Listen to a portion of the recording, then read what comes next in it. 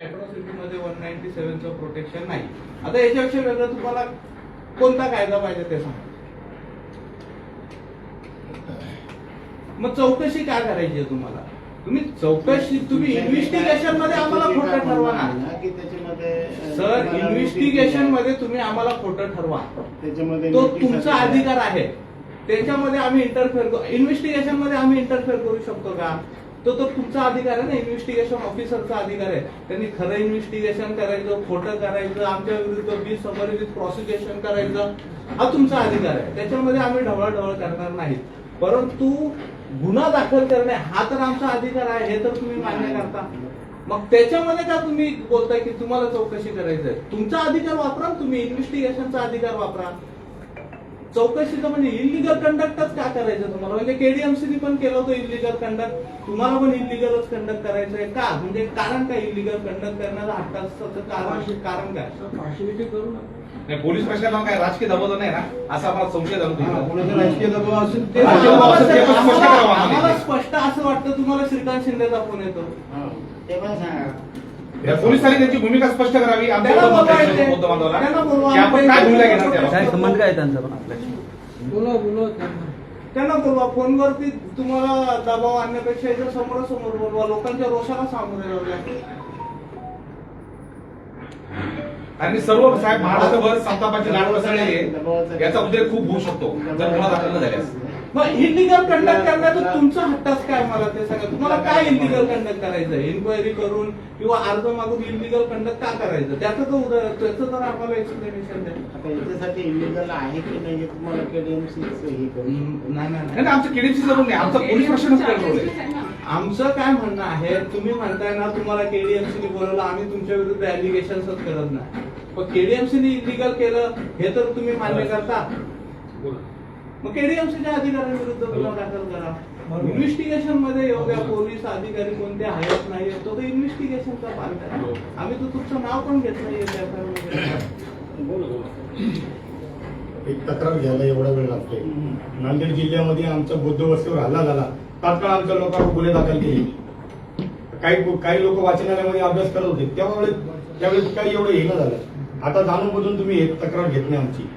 साहेब बोलतात तोडफोड नाही झाली. त्या दिवशी एसीबी साहेब आयुक्त साहेबांसोबत आमची मीटिंग चालली तिकडे आणि त्या बाजूला तोडफोड चालू केली. साहेब तुम्ही बोलता तोडफोड नाही झाली. एक साहेब इथं होते आणि साहेब तिथं कारवाई करत होते.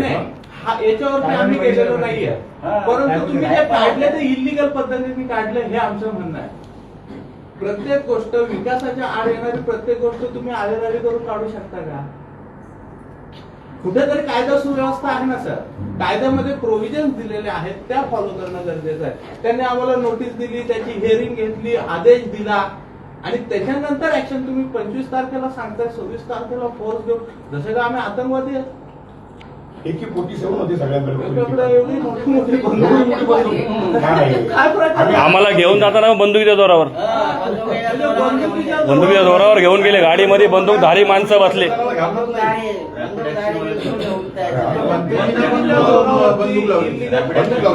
तुमची जबाबदारी होती. तुम्ही केडीएमसीच्या अधिकाऱ्यांना विचारायला पाहिजे होतं, अरे तुम्ही प्रोटेक्शन मागताय, तुम्ही सगळी प्रोसेस पूर्ण केली आहे का? हे तुम्ही केलं का?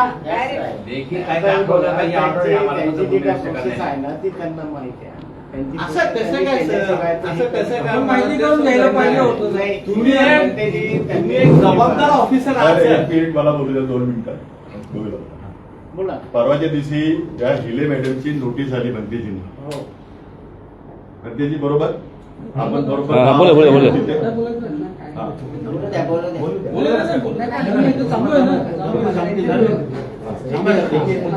तुम्ही पण तुमची जबाबदारी पार पाडलेली नाहीये, तरी आम्ही त्यात जात नाहीये. चला, आम्ही त्यात जात नाहीयेत, आम्ही पोलिसांवरती ऍलिगेशन करत नाहीये. परंतु केडीएमसीच्या अधिकाऱ्यांमध्ये ज्यांनी इलिगल कंडक्ट केलेला आहे त्यांच्यावरती तुम्ही गुन्हा दाखल करावा असं आमची सर मनापासून इच्छा आहे. तुम्ही नसल करा तर मग आम्हाला दुसरे संविधानिक मार्ग आहेत. उपोषण करू, आम्ही आमरण उपोषण करू. नियम हाच सांगतोय, नियम हाच आहे की तुम्ही गुन्हा दाखल करून घेतला पाहिजे. तुम्ही तुमच्या स्वतःचा नवीन कायदा तयार नाही करू शकत सर. नाही तर भिक्खू संघाला घेऊन आम्हाला मनात बसायला लावू नका, जसं जरांगे पाटील बसला तिथं. आम्ही इथे बसलो. हा.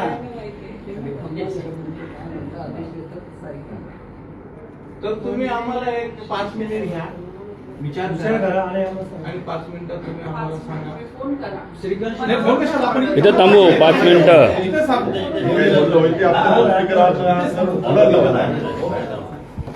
एकीकडे चर्चा होते आणि दुसरीकडे कारवाई केली जाते, असं कसं होतं? सर तुम्ही स्वतः साक्षीदार आहात त्या पूर्ण घटनाक्रमाचे.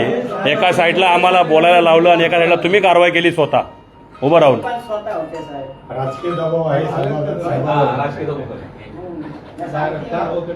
खासदार साहेबांना फोन आला त्यांना. हे तू तक्रार नोंद केली, तुझं ट्रान्सफर करून टाकाल साहेबांना जाऊन दिला. खासदार साहेबांनी हा दिला असू शकतो, पॉसिबिलिटी नाकारता येत नाही. पूर्ण महाराष्ट्रामध्ये दलित वस्तीवर हल्ला केला जातात. आमदार खासदारावर फोन येतो पोलीस डिपार्टमेंटला, तात्काळ गुन्हे दाखल करून घ्या. आंबेडकर चळवळीतल्या लोकांवर हे ना, अनुभव साहेब, काल ज्या होतं कधी?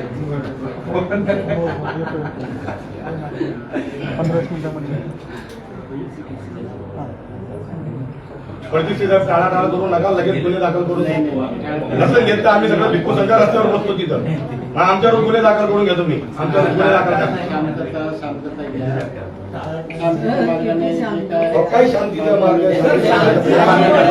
तिथं आमच्या धर्मगुरूला मारलं, तिथं मूर्त्या तोडल्या. तुम्ही माझा शांततेचा मार्ग द्या. तिथं हाना आम्हाला गोळ्या बिळ्या एकदा तर मोकळं होऊन जा. अहो सर, तोडल्या सोडा, काढल्या सोडा, तुम्ही काढल्या घ्या. आता हे धर्मगुरू काढलं आहेत घ्या. ते का तुमचेच नाही, सर्वांचे गुरु आहेत ते. असं मोठ्यापणा दाखवू नका. आम्हाला माहिती आहे कोण मानते आमच्या धर्मगुरूला, कोण कोणालाही नाही. सांगा. सगळा पाकांवर चालू आहे सगळं महाराष्ट्रामध्ये. पोलिसांनी टच म्हणजे असं हात तरी लावलं. काय करतो सर, सर? सर, ऐका ना, मी तुमच्या आमचा विजयस्तंभ मी तोडून काय टाका म्हणतोय, तिथं. तोडलं सोडा, तुम्ही काढलं घ्या. ठीक काढलं आहे, घ्या. काढला हा शब्द पण आशिष सर विजयस्तंभ तोडलाय, पूर्णपणे उद्ध्वस्त केलेला आहे. हा. बरोबर आहे. तर ते काढण्याबद्दल तुम्हाला हा, आदेश नाहीये. का? बरोबर आहे. त्याला बुलडोजर लावून तोडत होते. म्हणजे अहो, एखादं घर जरी असेल, ते पण काढायचं असेल तरी पण नोटीस द्यायला. नोटीस द्यावी लागते, आदेश द्यावा नोटीस लागतो. दिलेली आहे. आदेश. बुरटे साहेब नोटीस दिलेली आहे तुम्हाला. अहो, नाही, आदेश. नोटीस असते. आता तुम्ही मला 35 नोटीस दिली, बरं, नोटीस दिली म्हणजे तुम्हाला लगेच अटक करायचा तुम्हाला अधिकार मिळाला का? नाही. जर त्या 35 मी व्हायोलेशन केलं तरच तुम्ही मला अटक करू शकता. आता तुम्ही मला अटक नाही करू शकत. या आदेशाबद्दल भारतीय राज्यघटना अनुच्छेद 300A मध्ये नमूद आहे, कायदेशीर प्रक्रियेशिवाय तुम्ही कोणालाही कोणाच्या ठिकाणावरून संपत्तीवरून नाही. विहारावरून तुम्ही हटू शकत नाही. हा राज्यघटनेने दिलेला अधिकार आहे. काय सांगू आता? महानगरपालिकेचा खूप भोंगळा कारोबार आहे साहेब. म्हणजे आम्हाला काय वाटतं माहित आहे का, श्रीकांत शिंदेनी तुम्हाला आदेश दिलेले आहेत पोलीस प्रशासनाचा गैरवापर करायचा आणि ते पूर्ण जे बुद्धभूमी फाउंडेशन आहे ते निष्ठानाबूत करायचं. लॉ अँड ऑर्डर वाटत असेल ते आम्हाला अशा पद्धतीने law and order illegal law and order protect नाही करू शकत ना सर तुम्ही. इलिगली लॉ अँड ऑर्डर काय प्रोटेक्ट तपास नाही केला करू आपण शकत. तिथे? काहीच नाही. तुम्हाला लॉ अँड ऑर्डर प्रोटेक्ट करण्यासाठी पण लिगल पद्धतच अवलंब करायचं आहे. तुम्ही आता उठाल आमच्यावरती फटके मारायला सुरुवात कराल आणि म्हणाल मला लॉ अँड ऑर्डर प्रोटेक्ट करायची होती म्हणून तुम्हाला ठोकलं. असं नसतं ना. असं काय झालंय तर सांगा. नाही, मी तुम्हाला एक उदाहरण दिलं. त्याबद्दल लॉ अँड ऑर्डरच्या नावाखाली त्याबद्दल नाही तुम्ही बोलत. लॉ अँड ऑर्डरच्या नावाखाली तुम्ही आता आम्हाला सगळ्यांना आमच्याकडे ठोकले असं इथे. झालं असेल तर तर कोणी ते पण लिगल होऊ सांगा. शकतं का? मोठे भरतेचे असतील, छोटे असतील किंवा इतर त्याबद्दल आम्ही बोलतच नाही. सर, आमचे ते ऍलिगेशन्सच नाहीये. आमचे ऍलिगेशन्स एकदम आले. लिमिटेड आहेत. तुम्ही इलिगल पद्धतीने आमचं जे स्तूप आहे ज्याच्याबद्दल बौद्ध समाजाला आस्था आहेत अशा मूर्त्या तुम्ही हटवल्या आणि त्या स्तूपाची तोडफोड केली. विजय स्तंभाच्या प्रतिकृतीची तोडफोड केली. त्यामुळे अॅट्रॉसिटीचे जे काही सेक्शन आहेत ते अट्रॅक्ट होतात. एवढंच आमचं म्हणणं आहे. गुन्हा दाखल करावा आणि गुन्हा दाखल झाल्यानंतर तुम्हाला वाटलं की बाबा गुन्हा खोटा आहे तर तुमच्याकडे आहेत ना सर प्रोव्हिजन, मग आम्ही कोर्टात जाऊ. आता आम्हाला कशाला तुम्ही विनाकारण त्रास देताय हे आमचं म्हणणं आहे.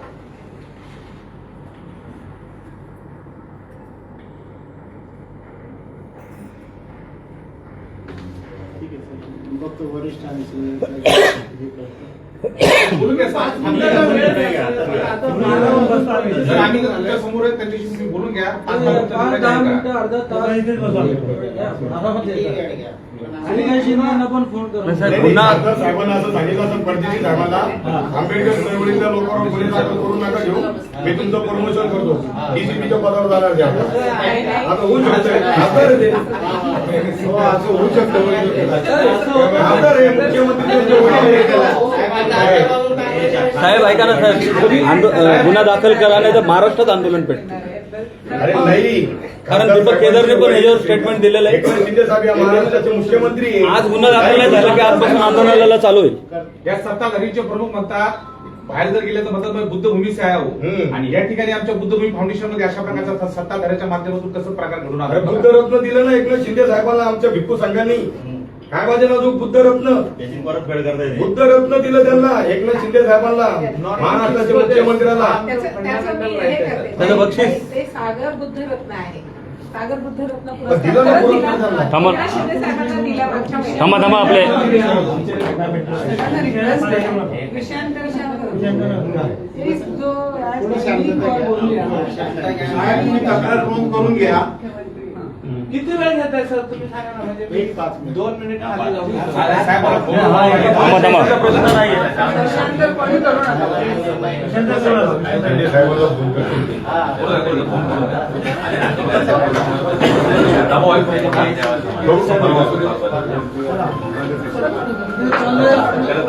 टिंगरे साहेब चालले जातात, तुम्ही लोकांनी आपलं सांभाळ. 1-2-3 मिनिट. हो, ये.